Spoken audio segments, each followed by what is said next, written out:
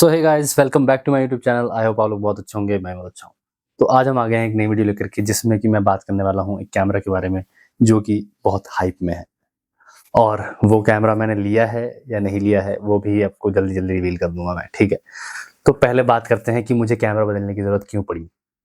मुझे कैमरा बदलने की ज़रूरत इसलिए पड़ी क्योंकि एज ए वीडियोग्राफर मार्केट में डिमांड चेंज होती रहती है। तो डिमांड चेंज की वजह से मुझे कैमरा बदलना पड़ा, ठीक है। दूसरी बात ये, जिसमें मैं अभी शूट कर रहा हूँ उसमें क्या कमियां थी जिसकी वजह से मेरे को शिफ्ट करना पड़ा। तो इसमें कुछ कुछ कमियां थी ये कि मतलब इसमें 10 बिट तो है बट इंटरनल 10 बिट नहीं है। इसमें 4K तो है बट वो क्रॉप पे है, और इसमें 4K है 30 FPS पे है। तो इस चक्कर में मुझे मार्केट की डिमांड को मीट करने के लिए एक अपना कैमरा शिफ्ट करना पड़ा, ठीक है। तो हालांकि मैंने कैमरा बेचा नहीं है क्योंकि I love this camera very much. इसकी फोटोज बहुत अच्छी आती हैं अभी भी, इसकी वीडियोस भी बहुत अच्छे आते हैं, इसके कलर्स बहुत अच्छे हैं, नो डाउट, ठीक है। इट्स जस्ट कि आपको थोड़ा सा मार्केट के अकॉर्डिंग भी चलना पड़ता है, इस वजह से मैंने इस कैमरे को बदला, ठीक है। तो जो मैंने कैमरा लिया है वो है मोमेंट ऑफ द ट्रूथ। ये है सोनी का ZV-E1, ठीक है। ये कैमरा इतना कमाल कैमरा है, छोटा पैकेट बड़ा धमाका कह सकते हैं इस कैमरा को, ठीक है। तो मैंने इस कैमरा में स्विच किया है, ठीक है। इसमें मैं बता दूं जो जो चीज़ें हैं, इसमें बहुत सारी चीज़ें ऐसी हैं जो कि एक वीडियोग्राफर को चाहिए, और इस पे कोई दिक्कत नहीं है, आप ले सकते हो, ठीक है। एक फुल फ्लेज वीडियोग्राफर बनना है आपको, और अगर आप बिगिनर हो तो मैं तो कहूँगा कि ये कैमरा फ्यूचर प्रूफ है एक तरीके से, क्योंकि अभी भी मार्केट में 4K पे शिफ्ट नहीं हुए हैं लोग, लेकिन मैं जिनके साथ काम करता हूँ वो लोग 4K पे शिफ्ट हो चुके हैं। ऐसे बहुत कम ही लोग हैं, ज़्यादा लोग नहीं है, ठीक है। तो इस वजह से मुझे ये कैमरा लेना पड़ा, और इस कैमरा में बहुत सारी ऐसी ऐसी फीचर्स हैं जो मेरे प्रेजेंट कैमरा में नहीं है। जैसे कि पहला, 10 बिट इंटरनल रिकॉर्डिंग है इसमें, ठीक है। दूसरा, इसमें जो है 4K 60 FPS का सपोर्ट है, ठीक है। उसके बाद इसमें भाई सबसे बढ़िया चीज जो मुझे लगी, देख रहे हो आप कितना बड़ा है, सिंपल एक छोटा सा कॉम्पैक्ट कैमरा है आपके, मस्त, कोई चक्कर नहीं, कोई दिक्कत नहीं, कोई प्रॉब्लम नहीं।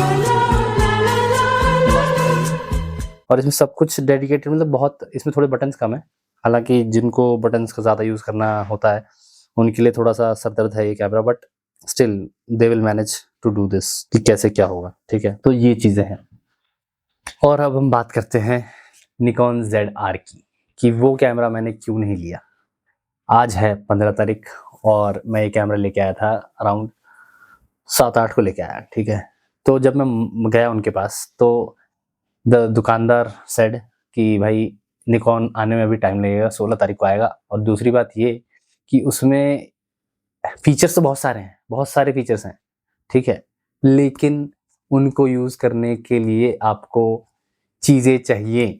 जैसे कि निकॉन ZR में रेड कोडेक है, और रेड कोडेक जो है वो एक सर्टेन कार्ड में ही रिकॉर्ड होगा, ठीक है।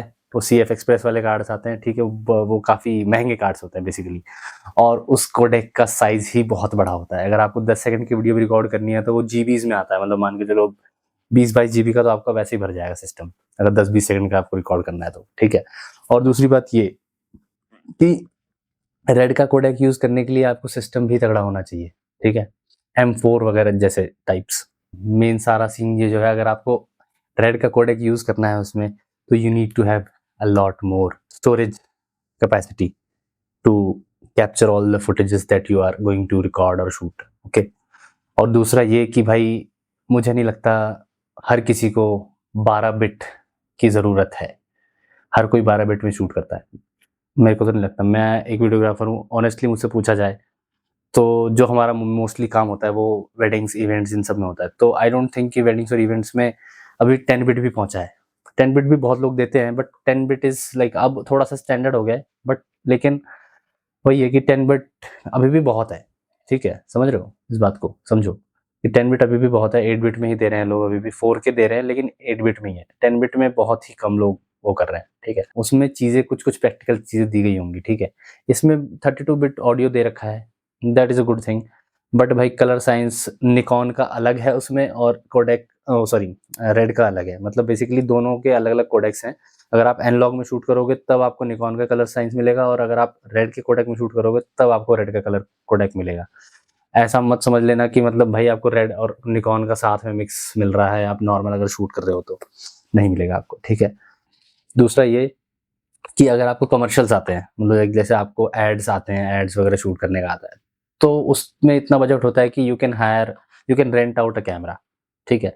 तो आप अगर सिर्फ एड्स करते हो तो आप ये कैमरा ले सकते हो, और अगर आप जैसे म्यूजिक वीडियोस ही करते हो जिसमें बजट अच्छा है तो आप ये कैमरा ले सकते हो। बाकी अगर जैसे आप इवेंट्स शूट करते हो, low budget music video shoot करते हो, और आप लाइक मेरे जैसे वीडियो शूट करते हो जैसे कंटेंट के लिए, तो मेरे हिसाब से तो 10 bit is enough. 8 bit he enough होता है इनफैक्ट, बट 10 बिट ऐसा है कि मतलब उसमें कलर्स थोड़े से अच्छे इनहेंस बढ़िया दिखते हैं, लाइक ज़्यादा कैप्चर्स, ज़्यादा कलर कैप्चर होता है उसमें, तो ये सीन है।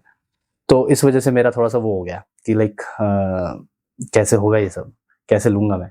सो उसमें खामियां, बस मेरे को तो यही खामियां लगी कि भाई प्रैक्टिकल यूज़ नहीं है उसका, इस हिसाब से देखा जाए तो जिस हिसाब का मेरा यूज़ है।